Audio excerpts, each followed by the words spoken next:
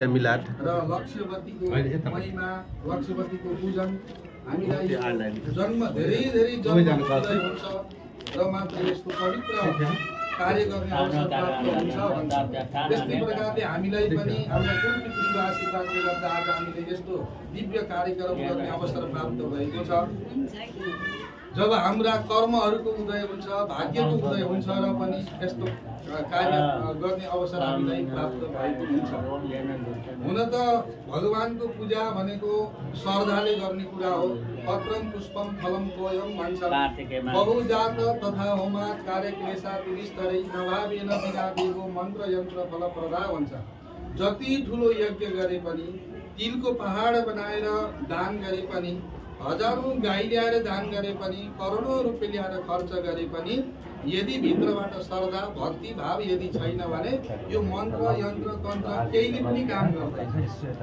केवल अनन्य चिन्तयन्तो मां येजना परिपासते तेषा नित्या विरुद्धानां योगक्षेमं भवाम्यहं भन्छ।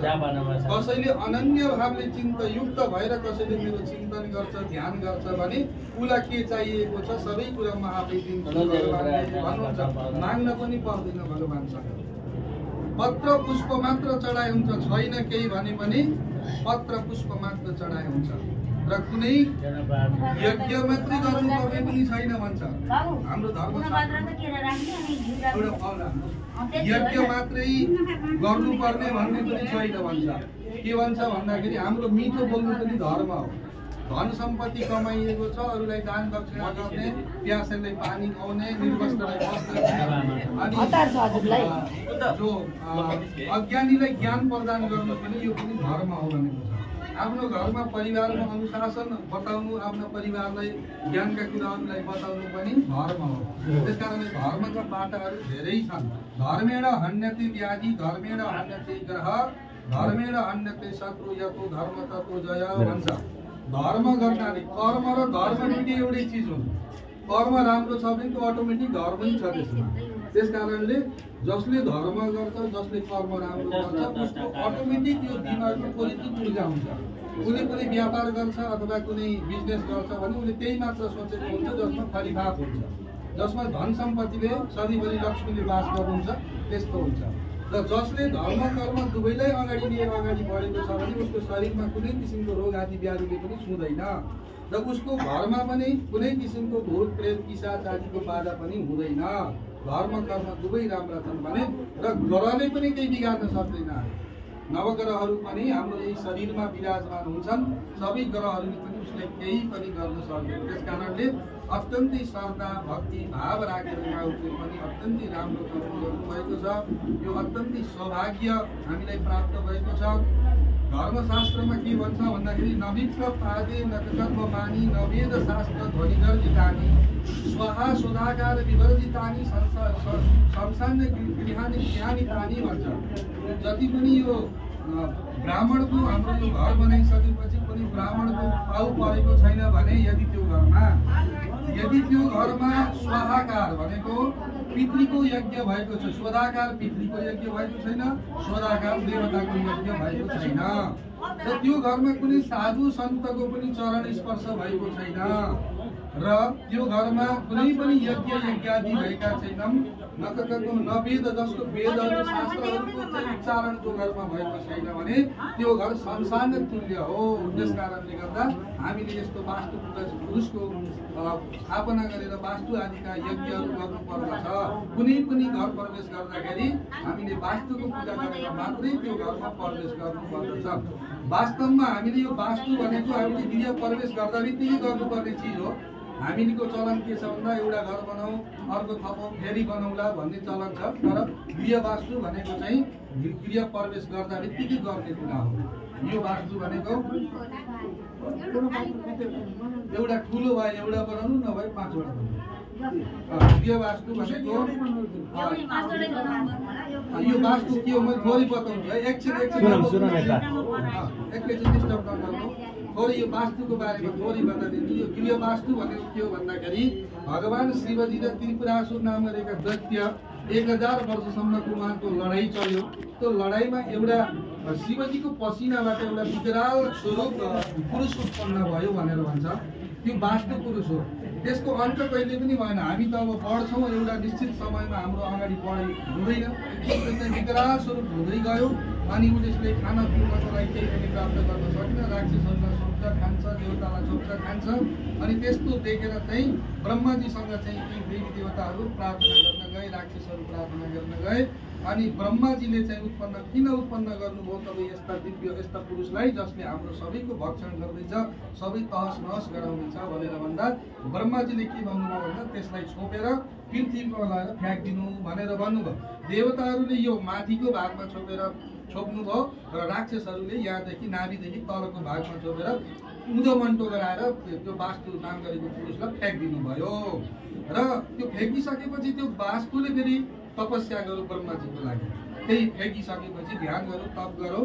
अनि उसले के भन्नु भन्दा हे परमात्मा, हजुरले मलाई किन उत्पन्न गर्नुभयो यदि दुःख दिन थियो भनेर उसले प्रार्थना गरेको खण्डमा के भन्नुभयो, उहाँलाई वरदान दिनुभयो, यदि त पृथ्वीमा उँधो मन्टो गरेर बसेको छ त्यो वास्तु पुरुष होइन, जसले कुनै पनि यज्ञ घर बनाउँदा अथवा कुनै तालाब बनाउँदा कुनै चिज बनाउँदाखेरि वास्तुको यदि पूजा गरेन भने त्यसको चाहिँ निश्चित रूपमा विनाश हुन्छ, उसको घरमा अशान्ति हुन्छ, उसको घरमा कहिल्यै पनि लक्ष्मीले देवी देवताहरूले कहिल्यै पनि वास गर्ने छैनन् भनेर ब्रह्माजीले वास्तुलाई वरदान दिनुभएको कारणले गर्दा हामीले यो वास्तु पूजा गर्नुपर्ने आवश्यकता भएको।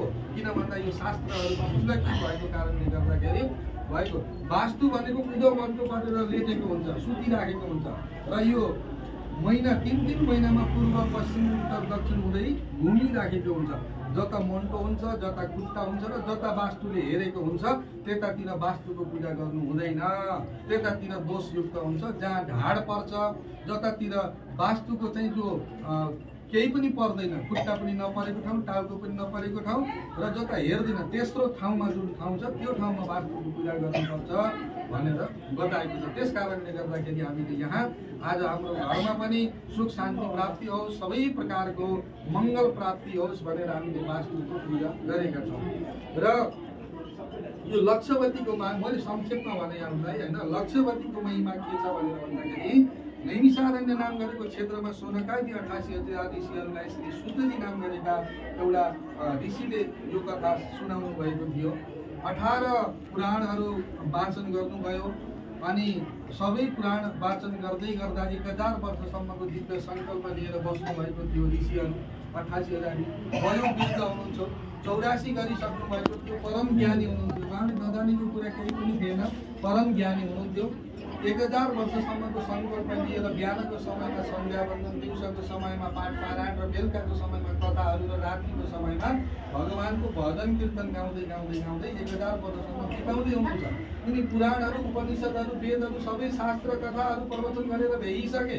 अब के सुन्न चाहन्छु भनेर भन्दाखेरि उसले के भन्नुभयो, ऋषिहरूले के सुन्न चाहनुहुन्छ भन्दा ऋषिहरूले प्रश्न गर्ने अनि शुद्धजीले त्यसको उत्तर दिँदै जानुभयो। जस्तै प्रकारले यो लक्ष्यवती किन गरिन्छ होइन, लक्ष्यवती भयो। अब हामीले यो पञ्चमी पनि गरिन्छ, गणेश चतुर्थी, मङ्गल चतुर्थी, यिनी प्रश्न गर्दै जानुभयो र शुद्धजीले यसको प्रश्नको उत्तर दिँदै जानुभयो। र लक्ष्यवतीको के छ भनेर भन्दाखेरि लक्षण नाम गरेकी गणिका एउटी रहेछन्, तिनी अत्यन्तै अनि कुस्वभावकी रहेछन्। यो धर्म कर्ममा त्यति रुचि नराख्ने अनि कुप्रवृत्तिकी रहेछन्। एक दिन चाहिँ उहाँको एउटा दास रहेछ, भुजङ्ग नाम गरेको दास रहेछ। त्यो दासलाई लिएर सरस्वती नदीको तटमा स्नान गर्नको लागि जाउँ भनेर आज त्यो दासलाई लिएर गएछन्। अनि सरस्वती नदीको किनारमा गएर स्नान गरिसकेपछि सम्पूर्ण कार्यक्रम भइसकेपछि नजिकै के देखिन्छ भन्दाखेरि एउटी तरुणी स्त्री भनेको जो रजस्वाला नभएकी स्त्री आफ्नो मरेको पतिलाई काखमा लिएर रुँदै चिच्साउँदै बिलाप गर्दै गरेको देख्यो। अनि आफ्नो जटा पछार्ने, छातीमा हान्ने अनि मेरो पति मर्यो भनेर त्यस्तो अवस्था देखेर के भन्छ भन्दाखेरि रुखहरू पनि आफ्ना पातहरूलाई खसालेर अश्रु प्रवाह गर्यो भन्छ। यहाँ भएका चेतनशील जड वस्तु जति पनि छन् ढुङ्गाहरू पनि